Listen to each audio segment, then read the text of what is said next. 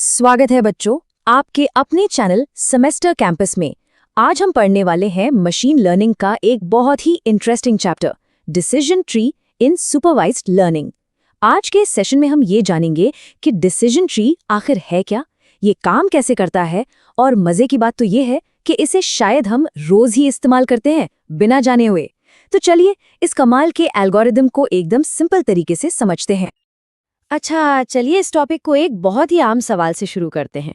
जरा सोचिए, जब हम सुबह उठते हैं तो ये कैसे डिसाइड करते हैं कि आज क्या पहनना है?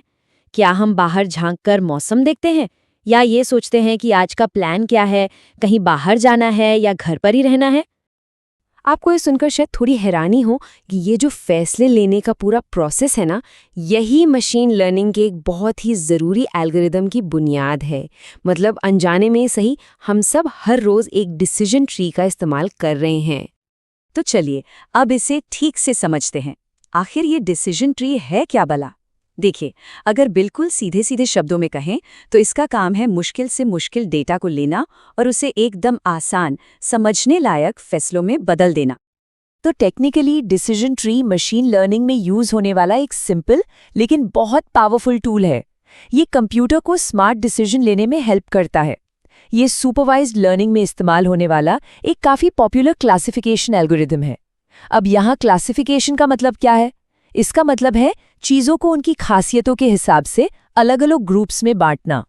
अब जरा इसकी तुलना एक असली पेड़ से करके देखिए। जैसे एक पेड़ का तना होता है जो आगे जाकर अलग अलग डालियों में बढ़ जाता है और फिर उन डालियों से पत्ते निकलते हैं, है ना? बिल्कुल उसी तरह डिसीजन ट्री भी डेटा को कुछ सवालों या शर्तों के आधार पर छोटी छोटी ब्रांचेस में बांटता चला जाता है, जब तक कि वो अपने आखिरी फैसले पर ना पहुंच जाए। तो चलो अपने कपड़े पहनने वाले एग्जाम्पल पर वापस आते हैं।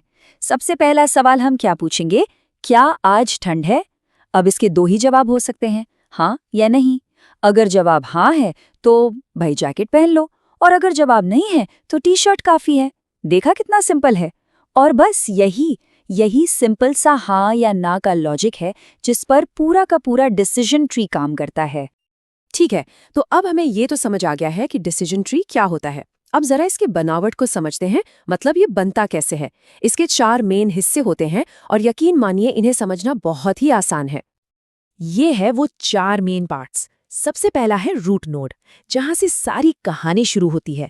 दूसरा इंटरनल नोड्स, जो बीच बीच में और सवाल पूछते हैं। तीसरा है ब्रांचेस, जो हमें सही रास्ता दिखाती हैं।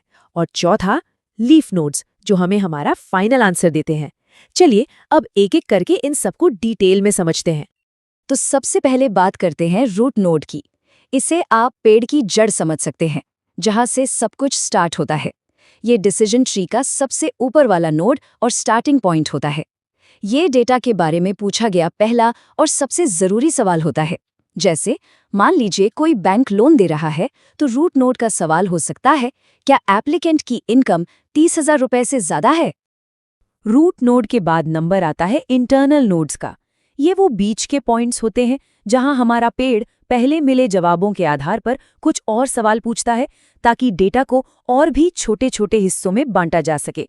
जैसे अगर इनकम 30,000 से ज्यादा है तो अगला सवाल हो सकता है, क्या एप्लीकेंट के पास एक स्टेबल नौकरी है? और इन सभी नोड्स को आपस में जोड़ता कौन है? वो हैं ब्रांचेस। ये वो तीर या लाइनें हैं जो हर नोड से निकलती हैं।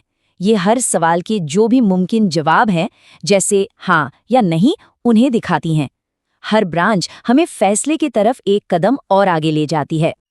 और आखिर में जब सारे सवाल जवाब खत्म हो जाते हैं, तब हम पहुंचते हैं लीफ नोड्स पर। इन्हें आप पेड़ का आखिरी पत्ता समझ सकते हैं। ये हमारा फाइनल रिजल्ट या आउटपुट दिखाते हैं, जैसे कि लोन अप्रूव करे या लोन रिजेक्ट करे। यहाँ पहुंचने के बाद डिसीजन लेने का प्रोसेस पूरा हो जाता है। अब जरा इस डायग्राम पर नजर डालिए। ये साफ साफ दिखा रहा है कि कैसे ये चारों हिस्से मिलकर लोन एप्लीकेशन पर एक फाइनल डिसीजन तक पहुंचते हैं। देखिए, सबसे ऊपर है रूट नोड, जो इनकम के बारे में पूछ रहा है। फिर हाँ और नहीं के जवाब के आधार पर ब्रांचेस निकल रही हैं, जो हमें या तो इंटरनल नोड तक या फिर सीधे सीधे लीफ नोड यानी हमारे फाइनल डिसीजन तक लेकर जा रही हैं। चलो इस टॉपिक का एक छोटा सा रिवीजन कर लेते हैं। डिसीजन ट्री के 4 मेन पार्ट्स हैं: रूट नोड जहां से शुरू होता है, इंटरनल नोड्स जो और सवाल पूछते हैं, ब्रांचेस जो जवाबों का रास्ता दिखाती हैं और लीफ नोड्स जो फाइनल आंसर देते हैं। ठीक है, तो हमें इसकी बनावट तो समझ आ गई, पर ये असल में काम कैसे करता है? मतलब ये बड़ी बड़ी प्रॉब्लम्स को इतने छोटे और आसान जवाबों में बदलता कैसे है? चलिए अब इसके पीछे का मैकेनिज्म समझते हैं। डिसीजन ट्री के काम करने का तरीका काफी हद तक 20 सवाल वाले गेम जैसा है। ये एक एक करके सवाल पूछता जाता है जब तक इसे सही जवाब नहीं मिल जाता। लेकिन इसका असली मैजिक ये है कि ये हर स्टेप पर सबसे अच्छा सवाल पूछता है, एक ऐसा सवाल जो डेटा को सबसे साफ सुथरे तरीके से 2 ग्रुप्स में बांट दे। चलिए इसे एक और बहुत कॉमन एग्जाम्पल से समझते हैं। ईमेल को स्पैम है या नहीं ये पता लगाना।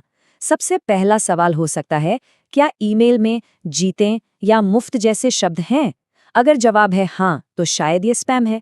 अगर नहीं तो अगला सवाल, क्या ईमेल में कोई अटैचमेंट है? अगर नहीं तो ये शायद स्पैम नहीं है। अगर हाँ तो एक और सवाल, क्या ये किसी जाने पहचाने सेंडर से आया है? बस इसी तरह सवालों की एक पूरी सीरीज के जरिए हमारा ट्री फाइनल डिसीजन पर पहुंच जाता है। अब एक और मजेदार एग्जाम्पल देखते हैं। क्या आज बाहर खेलने के लिए दिन अच्छा है? मान लीजिए हमारे पास ये छोटा सा डेटा सेट है जो हमें पिछले कुछ दिनों के मौसम और हमारे खेलने के डिसीजन के बारे में बताता है।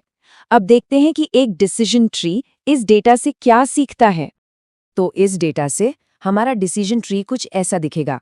एल्गोरिदम सबसे पहले सबसे जरूरी फीचर को चुनता है जो यहाँ पर मौसम है।